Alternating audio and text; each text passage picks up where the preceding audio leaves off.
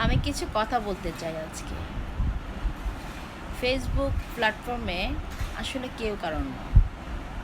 বলে সবাই পাশে আছি, পাশে থাকবো, কিন্তু আসলে কি পাশে থাকে? সব সময় দেখি নতুনদের প্রাধান্য দেওয়া হয়।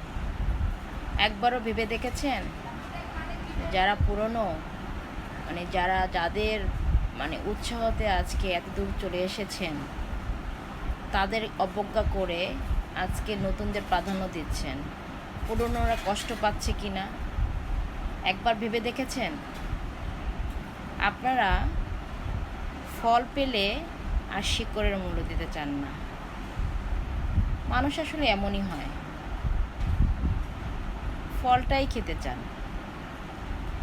আর কিছু কিছু মানুষদের তো উপকার করতেই নেই।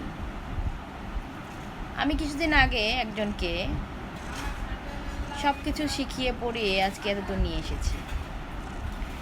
মেনশন কিভাবে দিতে হয়, ট্যাগ কিভাবে কি করতে হয়, লাইভ কিভাবে দেখতে হয়, হ্যাঁ, পোস্ট কিভাবে দিতে হয়, কোনটা কিভাবে পোস্ট দিলে ফেসবুকের জন্য ভালো, গ্রো করবে। সো সব কিছুই নিজের হাতে ধরে শিখিয়েছি। এমনকি লাইভ চলাকালীন আমি তার ফেসবুক থেকে আমি নিজে কমেন্টস করে তাকে শিখিয়ে দিয়েছি যে এভাবে কমেন্টস করতে হয়, এভাবে লাইভে যুক্ত থাকতে হয়। তার সাথে যুক্ত থাকুন, তার সাথে যুক্ত থাকুন, স্যান্ডারদের সাথে যুক্ত। এখন তার দুই একজনের সাথে ভালো পরিচিত হয়ে গিয়েছে।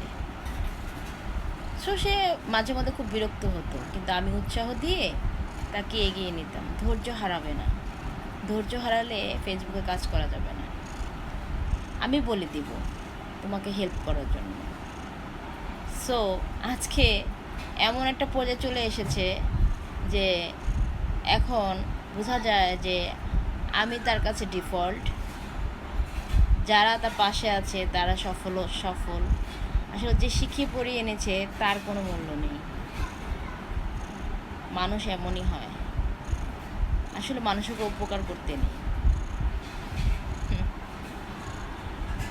আমার ভাগ্যটাই এমন, আমি যাকে উপকার করি সেই আমার ক্ষতিটা করে। নামটাও পর্যন্ত নিতে তাদের লজ্জা লাগে যে সে আমাকে উপকার করেছে। আর বললে কি হয়, কি ক্ষতিটা হয়? আমরাও বলি সে আমাকে এতটুকু উপকার করেছে, সে আমাকে হেল্প করেছে, সহযোগিতা করেছে। ফেসবুকের প্ল্যাটফর্মে কেউ কারোকে সহযোগিতা না করলে কেউ এগোতে পারে না, এটাই নিয়ম।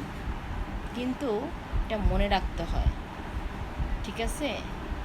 তো মনে হয় না ফেসবুকের প্ল্যাটফর্মে আর কাউকে আমি উপকার করব।